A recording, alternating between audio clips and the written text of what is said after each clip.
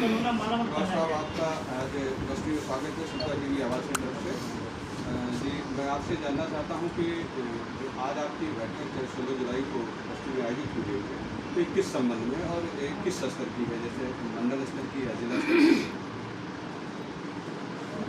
9 जुलाई को बहुजन समाज पार्टी की राष्ट्रीय अध्यक्ष पूर्व मुख्यमंत्री आदरणीय बहन कुमारी मायावती जी ने अपने दिल्ली के आवास पर बस्ती जनपद के नहीं बल्कि पूरे पूर्वांचल के कद्दावर नेता माननीय पूर्व कैबिनेट मंत्री श्री राजकिशोर सिंह जी, पूर्व विधायक माननीय राणा कृष्ण किंकर सिंह जी, माननीय राजकिशोर सिंह जी के छोटे भाई माननीय ब्रजकिशोर सिंह उर्फ डिम्पल भैया और माननीय किंकर सिंह जी के बेटे माननीय देवेश प्रताप सिंह जी, राणा नागेश प्रताप सिंह जी और माननीय राजकिशोर सिंह जी के बेटे जिला पंचायत के अध्यक्ष माननीय देवेंद्र प्रताप सिंह जी, इन पांचों नेताओं को आदरणीय बहन कुमारी मायावती जी ने बहुजन समाज पार्टी में सम्मिलित किया, जिसकी औपचारिक घोषणा आज हम लोग 16 तारीख को बस्ती में कर रहे हैं। आदरणीय बहन कुमारी मायावती जी के समक्ष आप सब नेताओं ने संकल्प लिया कि हमें 2022 में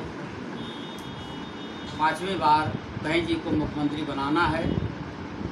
इस संकल्प के साथ आप सब नेताओं ने बहुजन समाज पार्टी की सदस्यता ग्रहण किया है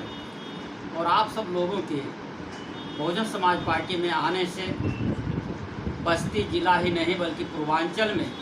बहुजन समाज पार्टी का भारी बहुमत के साथ यहाँ पे विधायक जीतेंगे और मुझे पूरा विश्वास है कि 2022 में जो उत्तर प्रदेश की विधानसभा का चुनाव होगा उसमें प्रचंड बहुमत के साथ बहन कुमारी मायावती जी उत्तर प्रदेश की 5वीं बार मुख्यमंत्री बनेंगे। जो है कि इस मंडल स्तर के दो प्रभावशाली नेता आपकी पार्टी में आए, तो क्या इसे 2022 की विधानसभा चुनाव की तैयारी माना जाए? तो बिल्कुल ये 2022 की तैयारी ही है। उसी क्रम में आप लोगों का बहुजन समाज पार्टी में आना हुआ है और हम इस बात को ध्यान में रख करके चल रहे हैं कि आने वाले समय में 2022 में हम विधानसभा की सीटें ज़्यादा से ज़्यादा पूर्वांचल की जीतेंगे। एक प्रश्न और आपसे हम करना चाहेंगे कि जैसा कि आपको भी इस बात की जानकारी होगी कि जो वर्तमान विचारधारा की जो सरकार है वह है जो लोकतंत्र जैसे चैप्टर हैं NCERT की पुस्तकों में, तो उसको समाप्त कर चुकी है। तो क्या आपको लगता है कि आने वाले भविष्य में इस देश का लोकतंत्र खतरे में है? फिर चुनाव की तैयारी कैसे की जाएगी? भारतीय जनता पार्टी की जब से केंद्र में और प्रदेश की सरकार बनी है, यह सरकार हर मोर्चे पर फेल है। चाहे किसान के मुद्दे पर हो,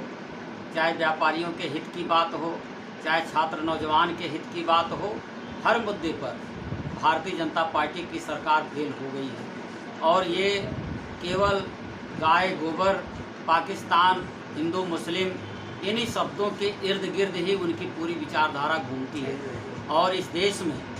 देश को आज़ादी दिलाने में हर जाति हर धर्म के मानने वाले लोगों ने फांसी पर झूले थे, अपनी कुर्बानियाँ दिया था, अपनी शहादत दिया था और यह सोच करके दिया था कि जब भारत आज़ाद होगा तो हम सब का हिंदू मुस्लिम नहीं, सिख ईसाई बौद्ध धर्म नहीं, सभी वर्ग सभी जात सभी धर्म के मानने वाले लोगों को इस देश में आगे बढ़ने का अवसर मिलेगा। किंतु भारतीय जनता पार्टी एक ऐसी पार्टी है, ऐसी विचारधारा की पार्टी है जहां पर प्रजातंत्र की हत्या होती है और प्रजातंत्र पर कुठाराघात होता है और स्वस्थ प्रजातंत्र के लिए एक सशक्त विपक्ष की पार्टी का होना आवश्यक होता है। लेकिन ये भारतीय जनता पार्टी विपक्ष मुक्त भारत बनाने की बात करती है और बगैर विपक्ष के स्वस्थ प्रजातंत्र की परिकल्पना नहीं कर सकते। और प्रजातंत्र के उन 4 स्तंभों में एक महत्वपूर्ण स्तंभ है मीडिया। और जब से ये भाजपा की सरकार बनी है, मीडिया के कर्मियों का सही बात लिखने सही बात छापने, सही बात बोलने पर उनकी हत्या कर दी जाती है, उनके ऊपर जानलेवा हमला की जाती है, उनका बहुत बड़े पैमाने पर उत्पीड़न होता है। जब सही बात लिखने वाले के साथ उत्पीड़न होगा, सही बात बोलने वाले की उत्पीड़न होगा, तो स्वस्थ प्रजातंत्र नहीं रह जाएगा। किंतु उनको 24-35% ही वोट मिला है और इस देश में लगभग 64% उनके मुखालफत में खड़े हैं। तो अगर उस तरह से देखा जाएगा तो भारतीय जनता पार्टी के खिलाफ 64-65% लोग उनके खिलाफ खड़े हैं। तो ऐसे वो प्रजातंत्र को ख़त्म नहीं कर सकते। इसके लिए आदरणीय बहन कुमारी मायावती जी बहुत ही सजग हैं, बहुत ही ध्यान लगाए रखी हैं और आने वाले दिनों में हम प्रजातंत्र और वोट के माध्यम से उनकी सरकार को ख़त्म कर देंगे और बहुजन समाज पार्टी की सरकार बनाएंगे और स्वस्थ प्रजातंत्र की फिर से बहाली होगी।